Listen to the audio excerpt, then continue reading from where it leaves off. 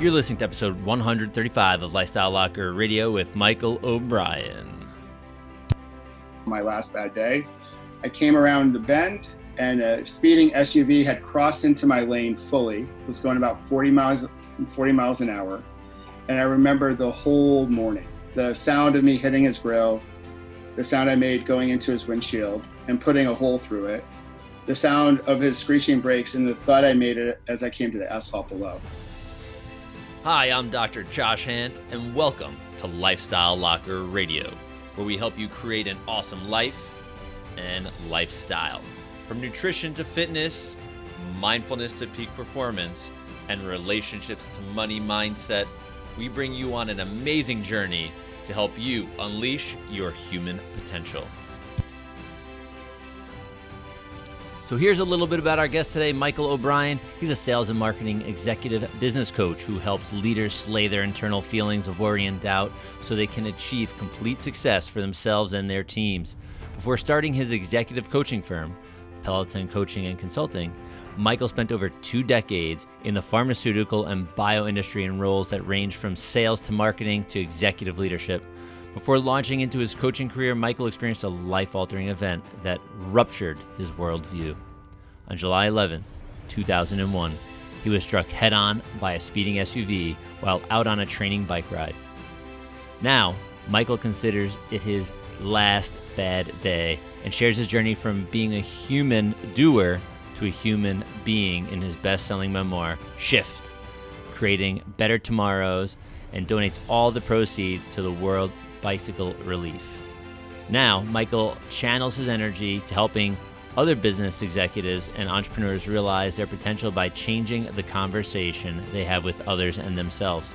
He's also an active volunteer and corporate sponsor for the Healthcare Business Women's Association and an advocate for diversity and gender parity. Michael lives in Bergen County, New Jersey with his wife, 2 daughters, 3 dogs, and Rosie, the cat. So here's our guest today, Michael.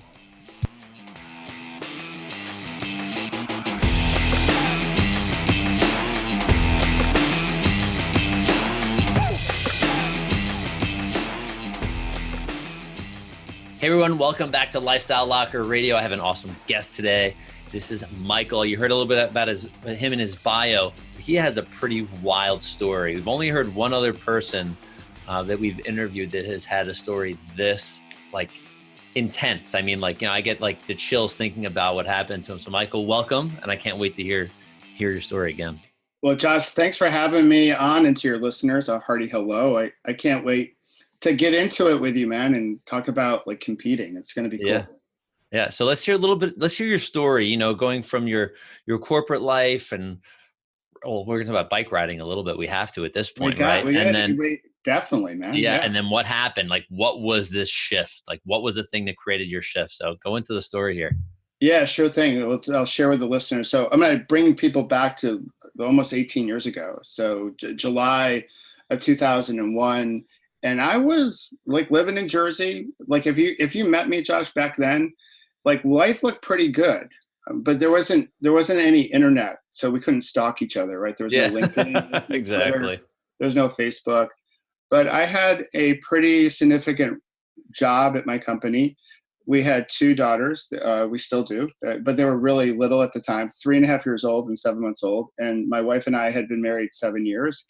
And I went off to New Mexico for an offsite. And I thought I was going to be really smart because I have this goal of riding my bike in every state in the nation. I'm checking states off. And I was going to bring my bike out, get some miles in New Mexico, and avoid the hotel gym because it was one of those offsites that you normally go to where you arrive on Monday, depart on Friday, and then in between they try to torture you with PowerPoint. And I was I'm going to avoid the hotel gym. I'm going to get into it. I'm going to be all ready for the meeting. And on that morning of July 11th, 2001, which I call my last bad day, I came around the bend and a speeding SUV had crossed into my lane fully. It was going about 40 miles an hour. And I remember the whole morning, the sound of me hitting his grill, the sound I made going into his windshield and putting a hole through it, the sound of his screeching brakes, and the thud I made it as I came to the asphalt below. It was So that knocked me unconscious. And then when the EMTs arrived a few minutes later, and I was so lucky because the EMTs were at the hotel, because I was only Wow. about a quarter of a mile away from the hotel, because I had a loop where I went out the back of the hotel, the service road, and up the main drag. And I was going to do 10 laps of this 2-mile loop. So universe, God, whatever, was looking down upon me No at the kidding. time, where the EMTs were there. They came, I regained my consciousness. I looked around. I was in the worst pain of my life. Even the thought of moving seemed to hurt. And then I asked them only a question another cyclist can truly appreciate it. I asked them, how is my bike? Yeah. So How's the bike? Yep. yeah, how's it about? So, because I was just trying to cut the tension with a little humor. And because I knew, like, based on how they were like showing up, the energy of the situation, that like I was in like real bad shape. Obviously I felt the pain, but I could tell by their concern that like life and death was sort of in question. Mm. And I was just trying to do anything to distract me from the reality of what I was sort of dealing with right in that moment. Yeah. That's, I mean, so you get rushed to the ER, emergency surgeries. Like, what happened? Well, so as I waited they told me they were going to call a helicopter. And in that moment, I was like, really? Because back then, Josh, I was not a fan of flying. So I had never been on a helicopter. So I was like, really? Do we have to take a helicopter? And they were like, we got to take a helicopter. Because we were in the middle of like nowhere, New Mexico. We were north of Albuquerque by about 45 minutes. Okay. So the Albuquerque has the only trauma one center in the state. So they said, nope, we got to get you on a medevac. We got to take you there. And the whole time as I waited for the helicopter to arrive, I was just willing myself not to fall asleep, because I thought if I fell asleep, I would lose control of the situation, as crazy as that sounds. Yeah. So I got onto the helicopter, and as soon as they put me onto the helicopter, I looked at my flight nurse, and I made a commitment to myself that if I lived, life was going to be different. I'd stop chasing happiness, because back then I would do a lot of chasing happiness, like I'll be happy when type of stuff. Yeah.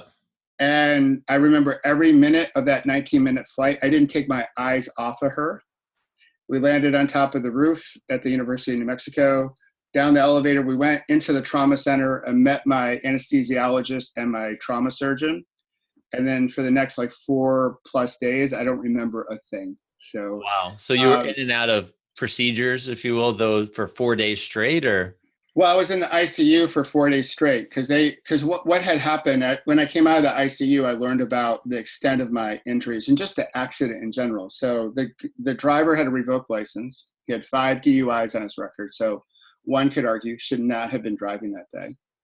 But they started painting a picture of my life that was going to be full of dependency. They're like, yeah, you're probably never going to ride again. You're probably going to have trouble walking again, based on other people with these types of injuries. So I broke almost everything in my body, but the left femur shattered, and it really just exploded. And when it exploded, it lacerated the femoral artery. Wow. So Yeah. that, So lucky being alive. yeah. So the doctors told my wife after a few days, had your husband not been in shape, not healthy, or 10 years older, he probably would never have made it to the hospital alive. I think the first surgery, I needed 34 units of blood product. Wow. So Holy cow. yeah. And I ballooned up like the Michelin man, because I had so much in me, and they had to cut fasciotomies, which is a painful procedure, which I'm sure you know Yeah. about, given your medical, Yeah. profession. And it was, so they just painted this picture of, hey, Michael, you got a tough road ahead of you. And they were trying to sort of reset my expectations, right? Again, on the hospital, I was like, I'm going to live life differently. I'm going to stop chasing happiness. Mm-hmm. And life was completely different. It just was despair, and I got angry, and I got bitter, and I even got like revengeful. I was like, wow, that guy harmed me. I'm going to get back at him. And I just sort of sat in my hospital bed in traction, because they didn't fix my right leg at the time. And just like, I was trying to make sense of everything. And really the only thing I could really see was everything that I had lost and everything that I didn't have anymore and couldn't do. And I had absolutely no gratitude, no abundance in my life. I was upset like most of the time, but every now and again when people would visit or call, I try to put on that face Like, Yeah. yeah, we're all good, like in trying to sort of fake it until I made it. But I was doing neither one very well. I wasn't faking it very well, Yeah. and I certainly wasn't making it very well in that moment. So you felt that the accident like stripped you away from like everything that you loved or helped you create happiness in your life. I really, like, from my identity perspective, right? Because we're at the core, like, who are we? And I had always sort of fancied myself as an athlete, right? I'm going to Yeah. compete. I was like, sports was my thing. Like in school, I wasn't necessarily the best student. I just dreamed all day long of playing some professional sport, depending on what season we're in, right? It would be baseball and then football, and then basketball, then hockey. And I grew up in Rochester, New York, but I really couldn't, skate all that well. But I was like, I'll be a hockey player, and like, I like all that. And then all of a sudden, they were like, hey, you got a tough life, right? So the idea that I was the provider for my family, I was a leader at work, I was an athlete, like all that got tipped upside down and was shaken violently. And then I was like, well, if I can't be any of that, like who the heck am I going to be? Yeah. Like full blown self doubt. Yeah, like exponentially so. Like I had no idea like who would I become? And I had no idea, no pathway forward to figure that out. Really, at the end of the day, I was just scared to death Yeah. about living life. Yeah. So then let's kind of move through this process, because this I think is important for people, because you don't necessarily need to have gone through this severe of a trauma to go through a transformation like you've gone through. Right? Would you agree? Absolutely. This is one thing I always say. It's like, I went through all the pain and suffering for you. Yeah. So like you do not, but you do need awareness. And I think that's one thing that I really lacked in the beginning is like, there were signs that I just blew past because I was on the hamster wheel of life. Just do it. Right. Mhm. And I just didn't pay attention to them. I didn't even see them. So if you have awareness, if you're living your life with some level of mindfulness, you might be able to see them and avoid getting like your SUV thrown at you. Yeah. No doubt. I totally agree with you on that. Yeah, because we could have little traumas, if you will. It's mental, physical, spiritual, whatever it may be. So, what was your transition? So, you're sitting in the hospital. You get 4 days in the ICU. You're contemplating like life at this point. And you have to. I mean, I can't even imagine. I know I had knee surgery, and I'm sitting in my house for 5 days, going, "Holy crap! Like this Yeah. sucks. Am I going to run again? Am I going to go to the gym again? Like, I'm pretty sure I will, but I can't freaking move." And you have Yeah. these, I mean, you have like horrible, like 10x what I had. Yeah. No, like, and the thing is in the hospital too, like you're not sleeping, right? So the whole idea, like you have to rest to recover. Yeah. I was hooked up to all these machines that were beeping and they would come in and check vitals. And so I was up a lot of times. I would doze off, but I was up and I was thinking about my existence. Like I couldn't really pay attention. So I couldn't read very well, like, cause I had a massive concussion. I Yeah. couldn't really focus. So I couldn't do anything to really distract me. And this was before smartphones. So Mhm. I just spent all this time in my bed thinking about like, who am I? Like, this sucks. Like, Mm. and I was incredibly pissed off, like it, like deep down inside. Eventually they flew me back to New Jersey. So I went to one hospital locally, and then they took me to the Kessler Institute for Rehabilitation, where they took the original, in my world, the original Superman, Christopher Reeves. Yeah.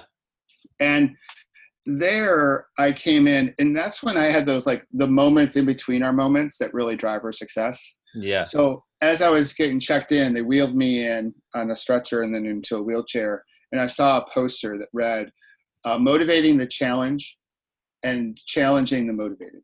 And I was like, oh, I go, well, that could be me. I had just like a morsel of hope. I was like, Yeah. maybe that's me. And then fast forward a few more weeks in a rehab session, just as I was going about taking my rehab session in the morning, I took a break and I looked around at all the other patients there. Some were getting better, some were not. And I wondered like, well, what's the difference? Because I wasn't really making the progress I wanted to make. Hmm. I was getting better, but certainly not quickly. And I couldn't stand on my legs. Like I couldn't do full weight bearing. And I basically concluded that mindset mattered, right? This whole mind body connection. Yeah. right? If you can worry yourself sick, why can't you think yourself well? Yeah, that's true. Right. And I was like, I have to I gave myself a little bit of a pep talk Hmm. where it was like, Michael, you got to get your crap together and get your mind right if you're going to become who you want to become. And at that point in time, I lost like all the comparison crap. I Hmm. just wanted to become the best husband I could be and the best dad I could be, and person and friend, and like all the material possession stuff that used to drive me when I was younger and before this. I let that stuff go, and I just really wanted to be. I just wanted to live. But I knew like my mind had to get right to do that. And so that was sort of that was the first day of my like start of the recovery. It was also the day I made the determination that July 11th, 2001 would be my last bad day. I was just going to ask that. Is that when you That decided? was it. I was like, I drew a line in the sand or on a piece of paper or wherever I drew it. I was like, damn it. I'm like, that's my last bad day. Like every day beyond this, I'm going to, live life with more awareness, with gratitude. And I didn't even, back then, I didn't really call it this Hmm. because we didn't know much about all this stuff back then. Yeah. Right. Now today we know about vulnerability and courage, thanks to Brene Brown, and we know more about mindfulness and empathy and gratitude. Uh-huh. But go back to 2001, we weren't really Yeah. talking about that. That vocabulary wasn't there yet. Yeah. And so, but I just knew that mindset mattered. And I go back to like the 1980 Olympics in Lake Placid, where the US hockey team beat the Soviets, Hmm. right? And that was all about mindset. That wasn't about ability, right? And I would just like recruit some of those moments. I was like, okay, you're going to figure this out. So the very next morning, I started my mindfulness practice. Okay. So now let's fast forward because this is neat. So you have like your last bad day, last worst Last bad day. day. Like that was Yeah. like the worst bad day Yes. ever, right? Yeah. Yeah. So we have that day. We're making our way through rehab. You're starting to get some of these aha moments. And when does the development of you as a leader and helping bring people from their bad day, their last bad day forward? Well, so this is the crazy part. So this actually happened in the ICU. So in the ICU, again, I'm hooked up to IVs and tubes and respirators, and eventually I got off the respirator. But I was so drugged up, full with a whole bunch of different things. I don't Yeah. remember any of these 4 days. So my wife was there, and I interviewed her for a job, right? So I went through the whole interview guide, man. At 45 minutes, I got to the end, and I told her, "Hey, listen, I've been in a very bad accident. It's going to take me a while to get back to you." So, and she's cracking up in the ICU, which there's not a lot of laughter in the ICU. So No. I ended up not hiring her. I also recommended that she buy Amazon stock. So Amazon was going in 2001 for $15 a share. We never bought it. Uh, And then the big thing that has led me to this work is I kept on repeating this guy's name to her. And I was like, go find David. He will show us the way. He's our leader. And when I came out of the ICU, she was like, who's David? And I was like, why are you asking me about this? Because I was the type of guy that would never talk about work at home. mhm. And she said, well, you kept on repeating his name. And David happened to be the first guy I ever knew in my professional life who was an executive coach. We had hired him 6 months prior to help with our team. Ah, And I was like, holy cow. I'm like, I could be mumbling and babbling about a whole bunch of people. Why him? And I just knew in that moment that was a seed that was planted. I wasn't exactly sure what it would sprout into, but I knew it would be something that would basically enable me to follow in his footsteps and make a difference in other people's lives. It just took 13 years of watering and fertilizer and care to get to yeah. the point where I decided to leave corporate America and start my own firm. It's pretty powerful. Um, being able to have that type of impact on whether it's a group of people or a person, and bring them from that bad day or even that bad month, that bad year, whatever they've been going through. Whether it's business, is it only business, or you work with other people as well? I tend to work with corporate people because as opposed to entrepreneurial folks or, and a lot of my folks I work with also have a little bit of a cycling thing and athletic thing Okay. to their life. But I do believe this, that we spend so much time at work. If we can change how we work together, we can change how we live together. And I think corporate America is, by all accounts, toxic. Hmm. There isn't a good mind-body connection going on at work. And so slowly but surely, in my way, I want to change how we work together. That So okay. You mentioned I the tend to, structure or yeah, whatever you want to think about it. Yeah. yeah. I want to change how we show up as leaders, how we show up and connect with each other. Because if we can do that, we can change more lives out there. But we also can have the energy, that we would bring home to the people that we care and love the most, right? Because so many people pour all their energy into their corporate job in their cubicle or conference room or what have you, and then they bring their leftovers home to their family, the Mm. people that they love the most. And I say this as someone who used to do that.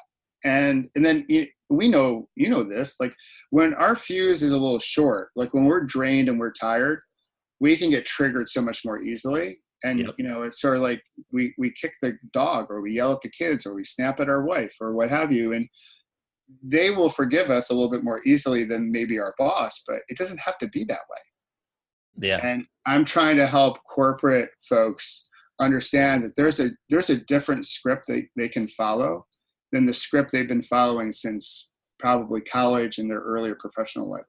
Yeah, no, that I think that's so important. Bringing some of this mindfulness, some of this, just a consciousness to the reality of the human condition that happens in the corporate world. I think it happens everywhere. You have that experience, right, in that Yes. corporate world, so you know exactly what's going on and what has been going on probably for decades. And And the stuff that we don't talk about, right? So there's like all the inability to bring our full selves to work, right? And I run into a lot of people who are like, yeah, we're just acting at work. And I'm like, so you're acting for like 10 hours a day. Who's the true you?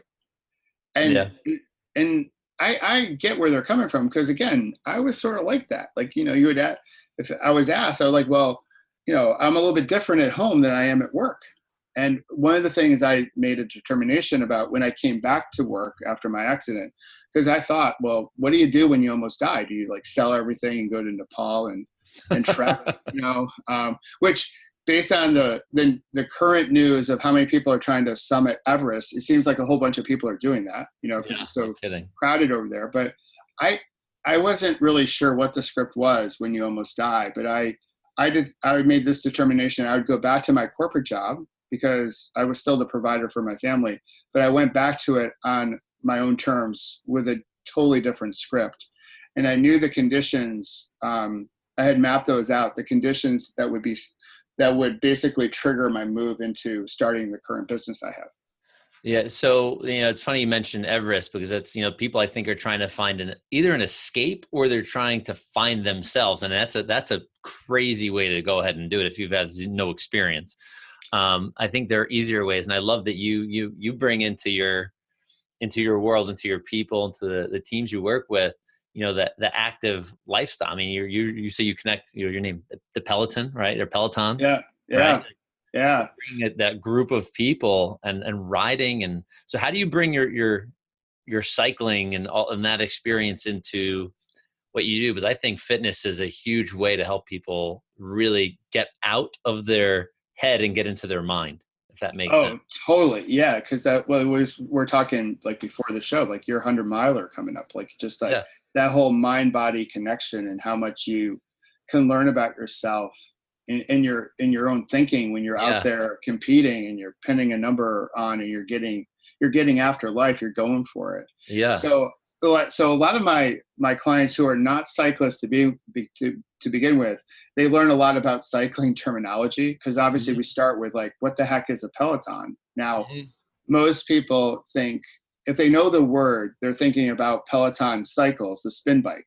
Yes. And so they're like, are we gonna get a spin bike? And I'm like, nah, totally different company. But what I do talk to them about is like a Peloton in the purest sense in the Tour de France. Those are the cyclists moving down the road, and you need trust and collaboration Mm-hmm. and communication to go down the road as fast as possible, you need the right people around you, right, to go Mm-hmm. fast. And Yeah. so let's get the right people around you. In a corporate speak way, it's your personal board of directors. So I talk to them about that, but we also talk about how to use basic things like hydration and movement to Mm-hmm. help us really perform at work. Because at work, they're really using this muscle up here, the The brain, brain. right? Yeah. And if your brain isn't properly hydrated, if it's not properly fueled, then you're not going to make wise decisions. So many people wake up and they hit the coffee right away, right? They haven't had any type of hydration for Yeah. hours. No kidding. They wake up with their phone. I got my water right here, so Mm. the listeners can't see it, but you're drinking your water, I'm drinking my water. But they wake up to their phone, they automatically get onto their hamster wheel of email and social media. They haven't framed their day. They get the coffee in them, which like spikes their, cortisol adrenaline response, right? So that gets all fired up. And then they go to work speeding on their commute and they're already like jacked up. Yeah. And what I start with my clients, I'm like, let's just like think about how you want to wake up. Like that first half an hour, like what do you want to wake up to? How do you want to hydrate? How do you want to nourish yourself? How do you want to build that mind-body connection? So when you get to work, you can be prepped, right? It's almost like pre-gaming in sports, right? The Yeah. warm-up. It's so critical. The same could be said for corporate careers, but most people don't do it. And then we work on that. That's one of our first places that we start. Yeah. It's funny. I do talk about the waking up. I remember listening back in my old pickup truck in the 90s, commuting to college, listening to a Zig Ziglar actual cassette tape. And he goes, it's not an alarm clock. It's an opportunity clock. Yes. An alarm is going to startle your day. Yes. And I'm like, and I just love that you're I love that picture because I too, like in the 90s, I was listening to those same Zig Ziglar cassette tapes in my car. And that's how I got to the whole notion of the do have be way of living, right? Because I was basically doing so I could have stuff, right? In the conditionalizing of my life. Then once I had all that stuff, I'd be happy. And part of my flipping the script was to flip it to be, do, have, like show up, being happy, being successful, doing the things that happy people do, like gratitude. And then as a result, you have more of it. And I could listen to Zig all day long. Yeah. Love it. That's really cool. So applying, and listen, so everybody's heard it, like, and you're going to go to his website after, and you're going to check out and look at the picture of the car and the bike on the website and go, holy crap. Yes, that is a hole in the windshield that you're going to see. Yeah. Which is pretty impressive, right? When you think about it, like putting a hole in a windshield. Like I gave that SUV a run for its money. I'm just saying. And I'll say, I've never ever said this before to anybody, except for my friends. When we were, I went, just a windshield is really hard to break. I remember being in a junkyard and we tried, me and my friends were looking for parts for one of my trucks or whatever at the time. And I'm like, I wonder if we could break a window with a hammer. Couldn't do it. Like, I thought it almost killed me, but it bounced back so hard. So I can't even imagine the amount of force that was put into your body. But all kidding aside, with this, you're still riding today, and you have and your femur is a very hard bone to break. First of all, for those that don't know that, and if it was shattered in pieces, that's like unbelievable. And then you're riding. You just said you rode this past weekend, 60 miles, whatever it was one day, and 30 something the next day. Yeah. Right? So and still racing. In fact, I broke both femurs. Like the right femur was broken pretty badly too, but not like the left femur. Okay. Oh wow. Okay. So both. I broke the tibia and it was like too many things. Too many things, right? So going back to that windshield, right? So I got back on the bike and 13 months after the fact, but the doctors were amazing. To basically put back the left femur in such a condition where it gave me the opportunity to possibly get back on the bike. So my left leg is definitely shorter than my right. So I have to do some things on my bike fit to compensate for that. And I don't have the extension or flexion in my left leg as like a normal person would, and certainly not close to my right. But I have enough flexion to ride, right? I have like a few degrees to spare, but I have enough to get out there. And so what I love to joke with my fellow cyclists about, I'm like, you should be so much further up the road than I am, because I'm technically riding on like 1.8 legs and you're riding on 2, right? Yeah, So exactly. so and I also have this feeling about like racing and competing, is that every time I pin a number on, I've already won the race by just showing up. And I might not place, like, I don't necessarily go crazy in the sprints, like the whole benefit versus risk thing is not in my favor. But the whole idea of like showing up and competing and living life fully, I tell my cycling coach this all the time. He was like, how'd you do? I was like, awesome, I won. He's like, oh, no way. I'm like, no, like, really, it's like, I won like sort of spiritually, I won like figuratively. Yeah.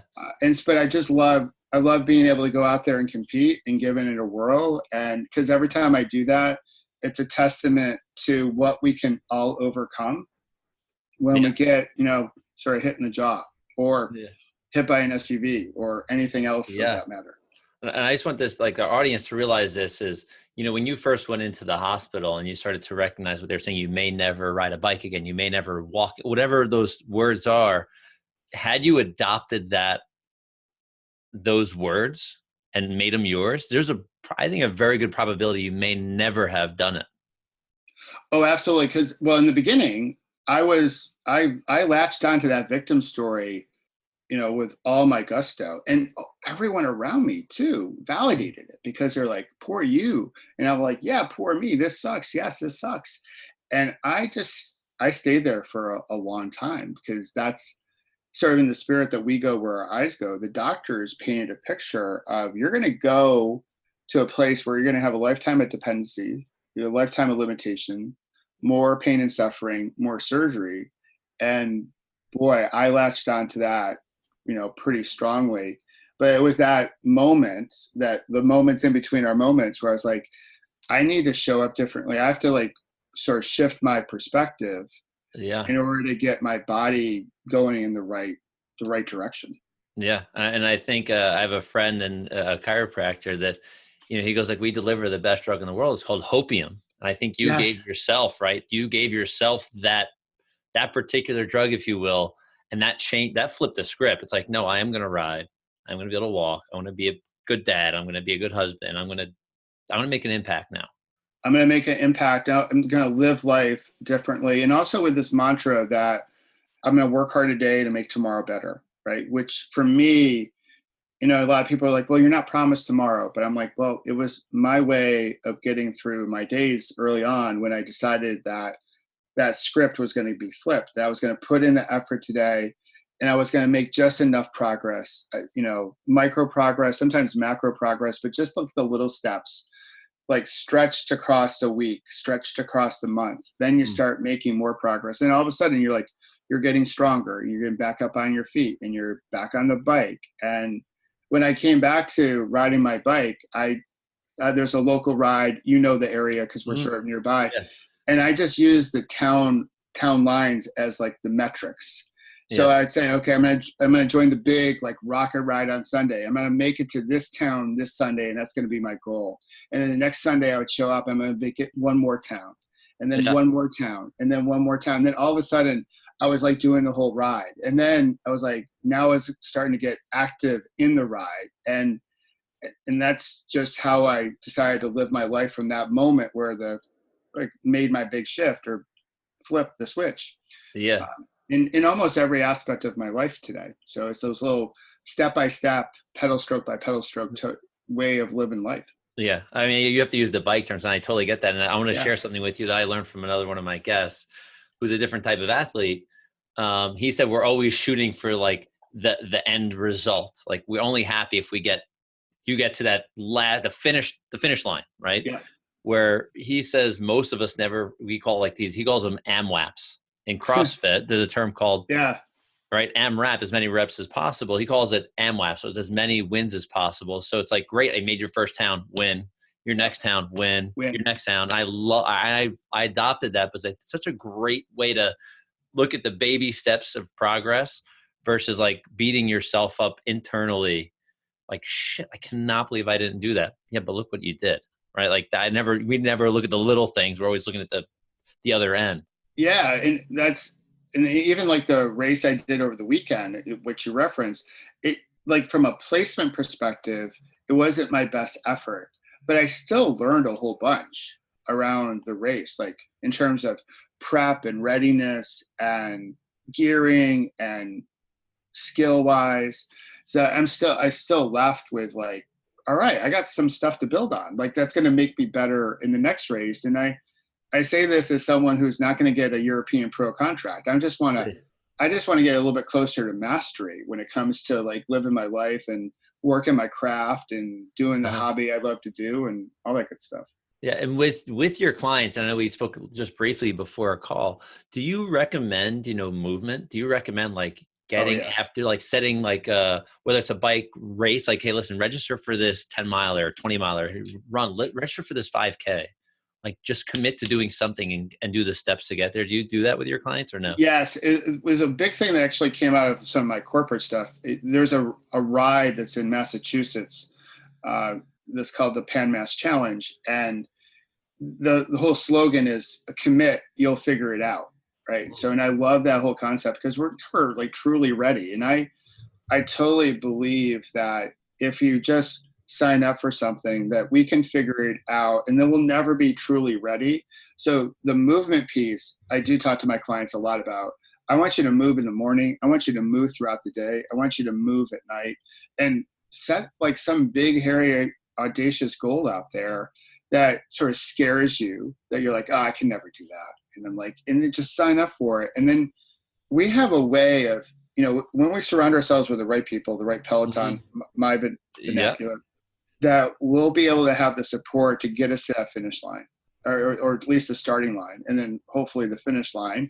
And then we learn something and we take that knowledge and we can apply that knowledge in almost every aspect of our lives. Yeah, I think I love that. I think movement is so key. We can't just be sitting around all day. Yeah, no, I think it's a really neat. And I love that you said commit and you'll figure it out. Yeah. It just, I've never ran a 100-mile race. So yeah, like the thing is, like that's what I love about you and your show and your message is, and then you're living it, is that you're gonna find a way to figure it out. Like in the whole spirit, like everything is figure outable, and I totally believe that. Like I didn't have a playbook for my recovery. I just decided to wake up every day and do the things that I thought made sense, and just keep at it and also like sort of pressure test them. So if it wasn't making any sense anymore, then I would cut it. I'd stop it and move on to things and keep on trying out. I don't really like this word, but like new hacks, new ways. Yeah. And, experiment and stuff. And with the whole notion that I'm going to make tomorrow better. I'm going to show up today, full gas. And I'm going to try to make the lives of the people around me better. I'm going to try to make my life better. And then tomorrow we get to do it all over again. Yeah, it's so great. So a couple of final questions for you. So if for our audience, whether if you're listening, if you do work for a company, or if you are, you have a side hustle, or if you're an entrepreneur, whatever it may be, or if you're just a dad or a mom, right? What would you tell these people? Like if you woke up tomorrow, do these 3 things tomorrow, start this way, like try this. What would you tell them? So I would say I would start with breathe. Like I have a little something that I call grabbing a PBR, which does not stand for Pabst. Every time I say it, they're like, Pabst, you want me to drink? I'm like, they're like, I can drink. I'm like, no, I go, not that PBR. But it's the pause, breathe, and reflect type. I'm a big believer, like mindfulness and meditation, although meditation may not be the ticket for everyone, but I think it can help a lot more people than it can like not be good for. But having micro breaks during the day of just grabbing a PBR, of just hitting the pause, connecting with your breath for a minute or two. A simple, like, inhale count of 1, 2, 3, 4, exhale count of 6, or whatever rhythm that you want to get into. And then that can slow everything down. And the reflect piece is, how do I want to, go forward? What's my next action? And so grabbing a 6-pack of PBR during the day, I think is really helpful. Very cool. I like that. I'm gonna steal that. The morning, steal away. So, because I'm not sure if the manufacturers of PBR really like it, because I sort of diss on Pabst Blue Ribbon, but the other part of it is, like, during the morning time, it's really setting our priorities, getting really clear on what are the big rocks you want to move, if you want to talk about big rocks, but what are those things that truly matter, where you want to put a disproportional amount of time and energy and resources to, so we can move things along. A lot of times we're juggling so many balls in the air, trying to be everything to everybody, as cliche as it sounds, we're not getting enough done. And that, I think that plays with our self-narrative. So set up the morning in terms of, like, what are the priorities we really want to accomplish. And the third thing is move, right? Get your body moving and really start to study how important the mind-body connection is. Especially for corporate people who think, well, when I go around and do my talks, about 40% of them raise their hand when I ask, hey, how many people have an exercise, program, exercise routine? Only 40% say they do. Only about 5% say they have a mindfulness practice. So I'm a big believer, like, move your body, move your mind, set your priorities, breathe. Those are the types of things I would recommend to start. Okay, very cool. And then the last question would be, where are the best places? Where are your preferred places for people to connect with you? Well, I'm a corporate guy, so I'm going to go with the soulless LinkedIn. Perfect. So LinkedIn is a good place to start. You can connect with me there. There are a lot of Michael O'Brien, so you might want to do Michael O'Brien Peloton Coaching. I'm on Facebook. We'll put the links in. So don't worry about that. We'll put that in. I would start there as a good way to sort of build a connection. They can also, check out my book on Amazon and my website. Okay. Very cool. Very cool. So, Michael, I want to thank you. This has been a great conversation. It's been awesome, man. I'm hoping that, maybe on 9W, one day, you may be riding one way, I may be running the other way. We're going to have to high five. But I'm very excited. This was a really cool conversation. I'm really grateful that you're close by, and hopefully I can connect you, and we can share and help people grow and companies grow and be healthier, down the road. So appreciate you, brother. No problem. I appreciate you. And I just love that you had me on. And I love the work that you're doing, that the message is so important, and you have my commitment to help you spread it. Thanks, brother. Appreciate that. Mm-hmm. Hey, Locker Nation, I hope you did enjoy that episode with Michael O'Brien. We are going to be bringing you more content just like his. It is fantastic, because what we find is this. What the comments we're getting are, people are loving that we're connecting you with people's great stories. They're people just like you and I, people that are out to be better for themselves. And unfortunately, a lot of these people have been through a crisis, but what I've read and what I've heard is a great book, which I love, called Can't Hurt Me by David Goggins, is, you know what? You have to sometimes go through pain to find your power. And I'm not saying you should go get into a bike accident like Michael did. That is not something I would wish, or he would wish upon anybody. But I want to make sure that, you know what, it's okay if things hurt, if you start to fail and you're moving forward. So we're going to bring you people that are going to inspire you. They're going to give you tools. They're going to give you great ways to be the best version of yourself. So I'm Dr. Josh Han. I want to thank you again one more time. And make sure you head over to iTunes, give us that 5-star review, and share with your friends. Because you know what? People need this message. This is a very wide message, right? We have lots of great guests.